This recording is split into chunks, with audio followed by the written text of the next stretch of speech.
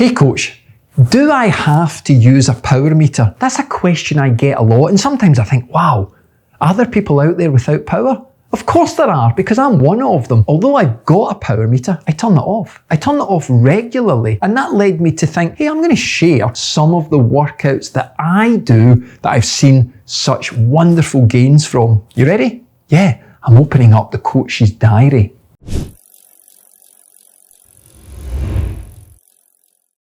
Okay, little disclaimer first about power. You don't need it. But if you've got it, wow, it's wonderful. I've used it since the 1990s. Jesus, I could share stories with you. The weight of these things, they were massive, attached to the back wheel through the freewheel. It's unbelievable. Nowadays, they're super sexy, tiny, interchangeable between bikes, and they're very, very accurate. If you test correctly, you get a good range of zones. You can build up data from years of races, events, training sessions, group rides, all sorts of things. However, the very nature of this catalogue of numbers can mislead you. You want to know why? Well, let's be basic here. Ego motivation, task motivation. What does that mean? Well, we exist usually somewhere between both, but a lot of people who use power all the time, fascinated by the numbers, are more ego. And this is them. Might be you. Okay, how did you do today? Well, that girl's now faster than me. And fuck me, that man, he's 10 years older than me and he's faster than me. But the worst of all is, on Tuesday, when I went up that hill, that guy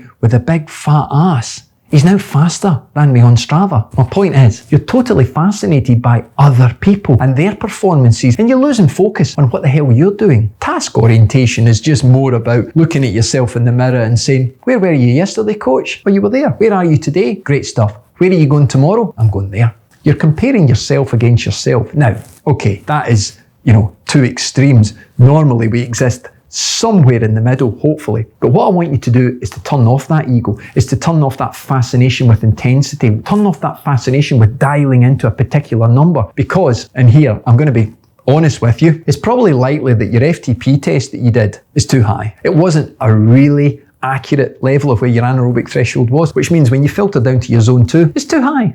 Okay, so let me give you some examples of how to not necessarily fix that, but give you a better, meaningful training session. So, ride 1, here's what I do. Indoors. So it's always indoors, and I will warm up until I get my heart rate into the middle, roughly the middle of my zone 2. And the reason I want to be in zone 2 is, without understanding all the science, it's going to increase the efficiency of my mitochondria. I'm going to activate more mitochondria. I'm going to develop my capillary network. Mitochondrial health, mitochondrial efficiency is super important, not just in training, but in frickin' life, in health. Look at research papers on cancer, diabetes. You're going to see mitochondrial mentioned a lot. Now, working at zone 2, what's going to happen is we're using slow twitch fibers. They are not going to produce lactic acid. They're going to use fat for fuel. They're going to improve the mitochondrial efficiency. This means that when lactate does start to appear, it's flushed out, what we call lactate clearance. Now, you don't have to understand any of that shit, but it means that you're able to move your tolerance points before lactic acid becomes a problem. So by moving zone 2, by working at the bottom end of your training, you've got a greater chance of resisting fatigue longer, and ultimately you will move your FTP without even going near it. Now, this is obviously simplifying things, and I would always recommend training from the top down, looking at VO2 type workouts, but we're talking about power and heart rate in some of my workouts. So this first workout, I get into my zone 2 heart rate, then I will lap my device, my Garmin, or if I'm on my watt bike, and I'll ride for 1 hour, and I will keep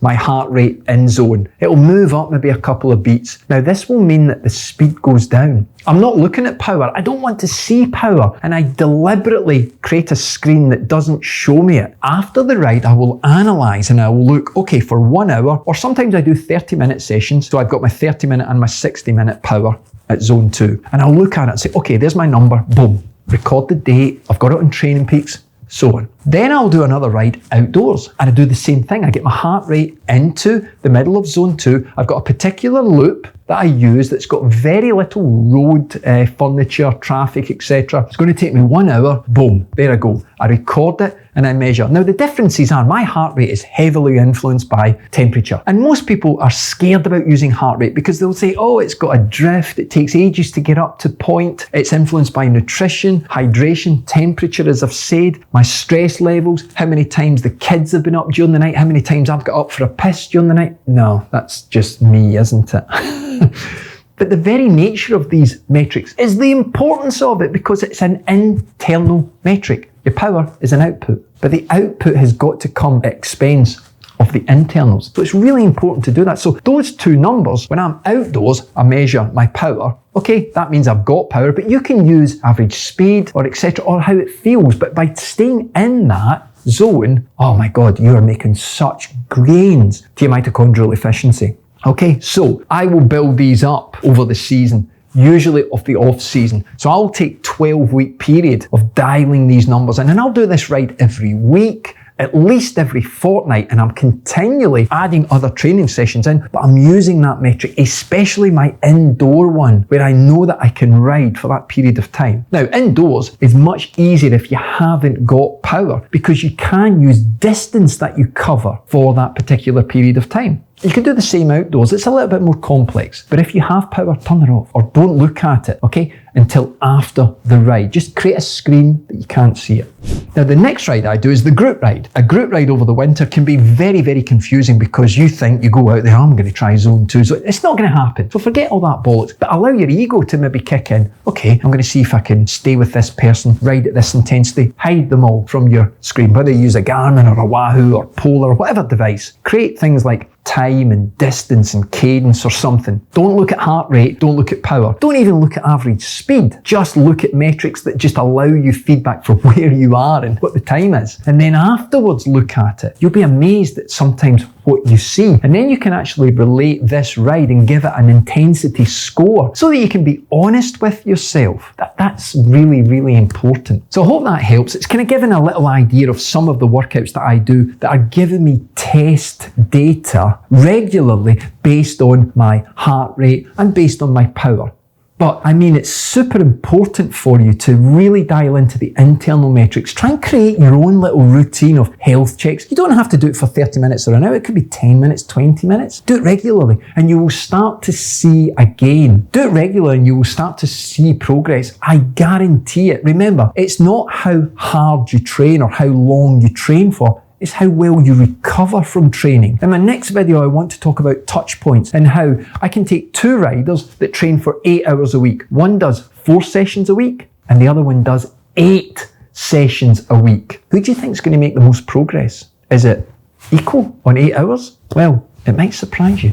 Hey folks, I've got loads of content that I want to share, and I'm live every Monday at 7 o'clock. You can join me. Maybe you've got a question. Dial in and I'll answer it for you. Possibly. Might even make you laugh.